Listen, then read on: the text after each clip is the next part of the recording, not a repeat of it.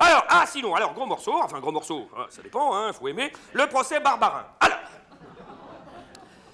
plus la suite. Parce que là, en ce moment, l'Église, il est un petit peu embêté avec beaucoup de choses, hein. À notre grand étonnement. Donc, le procès Barbarin a eu lieu, vous voyez, hein, Monseigneur, l'archevêque de Lyon, Monseigneur Saucisson. Hein,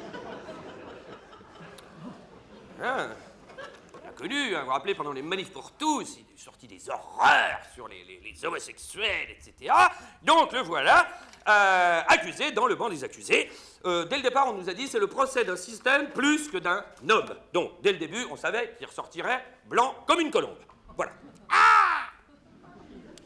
Accusé, donc, Monseigneur Barbarin, d'avoir couvert ou protégé, voilà, lui et son prédécesseur, un pédophile notoire dans les années 70, 80. Bon, c'était une autre époque. Ah. Bon, alors, on fumait dans les restaurants, on mettait pas la ceinture, on picolait au volant. Punaise. Évidemment, les gamins, on confondait, tu vois, 8 ans, 18 ans. Tu vois, c'était rock'n'roll, c'était libre, quoi. Bon, maintenant, faut faire gaffe. Alors, donc, l'aumônier Bernard Prénat, c'est deux potentiels, violé du scout à la pelle, le vieux cochon a tenté du louveteau, hein, et donc a été couvert par la hiérarchie, hein. Imaginez le père Prénat, hein, comme ça. Allez, petit écureuil, viens goûter les noisettes. Hein? Grosso merdo, on rigole, mais ça devait se passer à peu près comme ça. Et alors, donc, procès de Barbarin à Lyon, hein, voilà, qui était assis juste sur la chaise de Klaus Barbie. Alors,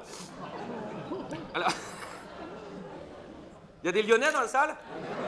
Oui, merci, vraiment, là, c'est... Voilà. Alors, et à la fin, donc, on lui donne la parole, hein, parce qu'il est accusé. Bon, il n'aura rien, mais il est accusé, voilà. Et qui déclare à la fin de sa prise de parole, je ne vois pas de quoi je suis coupable.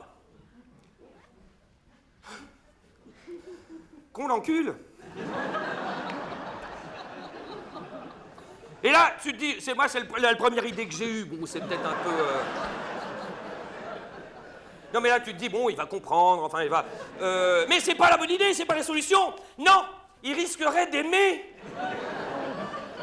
Parce que c'est pas fini, l'Église est en pleine tourmente actuellement. Un livre, vous avez vu, vient de sortir, le 21 février de cette année, Sodoma. Une enquête de fond, hein, que ça, fait par un journaliste, je crois, qui révèle que, et rien n'a été démenti dans le bouquin, qu'il y aurait une forte, et là, on est étonné, une forte présence gay dans le clergé. C'est pas vrai. Voilà, et là où c'est bien plus étonnant, c'est que d'après lui, c'est plus de la moitié. Et là, tu fais... Oh! Voilà, alors, et d'ailleurs, il y a une expression très connue à Rome, on apprend ça dans le livre, hein, que j'ai parcouru. Voilà, là-bas, ils disent, c'est être de la paroisse. Ah bah oui, ils s'amusent entre eux, comme ça, dans les couloirs du Vatican. Oh, il est de la paroisse, lui. Alors, ce qui n'a absolument rien à voir avec la pédophilie, mais rappelons quand même que l'Église, en pleine épidémie du sida, était donc contre le port du préservatif, et toujours contre les droits accordés aux homosexuels, le mariage, la PMA, etc.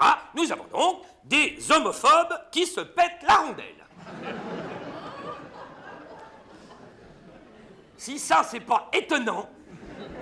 Voilà, non, simplement, à ce niveau-là, on dépasse. Si l'hypocrisie était liquide, l'Église serait une piscine olympique. Bon, heureusement qu'il ne sert plus à rien, mais c'est pas tout. Le livre révèle aussi, sans être démenti, que l'ancien pape, l'ex-Benoît XVI, hein, c'est son nom, c'est pas les centimètres.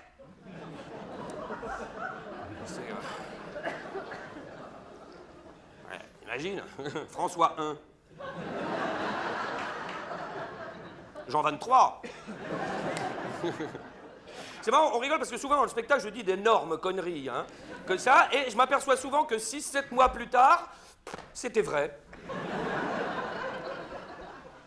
il est possible qu'ils se donnent des prénoms depuis le début par rapport à la taille de leur bite.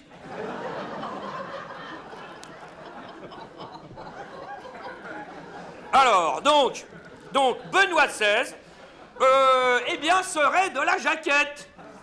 Eh oui, celui qui a démissionné. Voilà, alors pour pouvoir certainement prier Saint Trou du cul tranquille. Non mais quelle époque! C'est absolument là. D'un autre côté, c'est plutôt une bonne nouvelle. C'est de dire, tiens, comme ça. Mais non, déjà on manque de repères. Mais alors l'ancien pape est homosexuel et Jeanne Calment est sa fille. Ça suffit. Où va-t-on? Au même moment sort donc le film de François Ozon, Grâce à Dieu. Hein, je ne sais pas s'il y en a vous qui l'ont vu. Hein? C'est excitant? Alors, l'histoire d'un prédateur de scout, l'histoire du père Prédat, qui a voulu, et c'est là où on voit quand même que les médias, enfin tout ça, c'est, voilà, le vieux dégueulasse leur a essayé de faire interdire le film, on n'y croit pas une seule seconde, mais enfin ça fait du marketing, et puis c'est très bien, visiblement le film est à voir. Alors, au même moment, c'est pas fini, parce que là c'est réunion au sommet au Vatican, qui a démarré le 21 février. Les cardinaux du monde entier, hein, donc dont la moitié pourrait jouer dans la cage aux folles. Oui, ah ben c'est pour ça qu'on n'insiste pas, hein, parce que bon, font des concours. Alors, comment tu t'appelles, toi? Jean-Paul 32. Oh! Et toi? Renato! Alors, donc, les cardinaux du monde entier sont réunis au Vatican pour discuter, pérorer, débattre sur la pédophilie. Hein, ça va encore les exciter, ça. Voilà, on attend avec impatience ce qui va sortir de tout ça, certainement une prière, voilà. Et quand même le pape, hein, donc François I, l'Argentin, hein, accusé également, lui, à une époque, d'avoir couvert, enfin bon, si on peut plus rien faire, alors... Donc, avait fait pourtant un geste, rappelez-vous, pour les homosexuels, avait prononcé cette phrase dans l'avion. Parce que lui, vous avez remarqué, ce pape, dès qu'il prend l'avion, il pète un câble. Ça doit être l'altitude, la pression atmosphérique, je ne sais pas, il pète un câble. Et là, il avait dit, quand on voyage en avion, comme ça, à propos des homosexuels, qui suis-je pour les juger? Oh, mais c'est une révolution. Tu vois, moi je me suis dit, dans 6 mois, il suce. Non, Non, mais on voit que vous n'avez pas lu le livre, hein, c'est... Voilà, et c'est pour ça, d'ailleurs, souvent, qu'ils enlèvent leur truc pour récupérer... Alors, bon...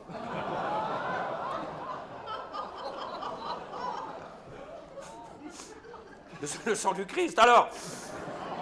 Donc, elle fait un geste pour les homos, et là, pour montrer sa bonne volonté, et que tout va changer, que la pédophilie, maintenant, c'est fini, c'est de l'histoire ancienne, il a fait défroquer un cardinal américain de 89 ans, imagine. Oh. Alors, qui avait mis ses doigts dans tout ce qui est jeune et qui frétille pendant des années. Voilà, et tout ce qu'il trouve, c'est de le faire défroquer. Voilà. Toutes les occasions sont bonnes pour s'exciter. Voilà. Et alors, en Italie, la maison mère. Donc, parce qu'on a entendu beaucoup parler de pédophilie partout en Amérique, en Irlande, en France, en Espagne, un petit peu moins. Et en Italie, quand même, là-bas, on n'en a pas parlé souvent. On dit, bon, mais il n'y en a pas là-bas. Alors, niveau pédophilie, ils sont beaucoup plus au point, et beaucoup moins cons, et beaucoup plus discrets. La dernière histoire en date, tout ce que je vous dis est vrai. Voilà. A eu lieu, histoire de pédophilie, dans une institution catholique de Vérone, de jeunes sourds et muets ont été abusés. Elle est là, la solution.